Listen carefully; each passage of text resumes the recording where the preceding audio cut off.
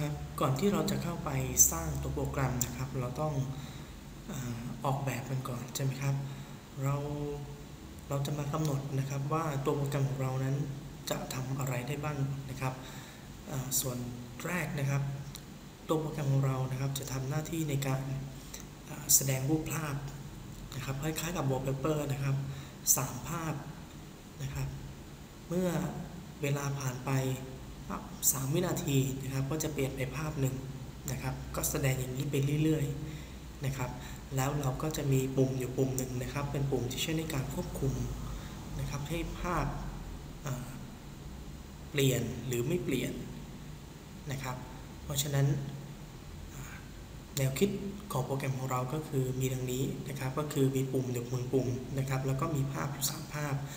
แสดงครั้งละ1 ภาพนะครับเดี๋ยวเราจะมาดูกันต่อไปนะครับว่าเราจะสามารถสร้างมันได้อย่างไรบ้าง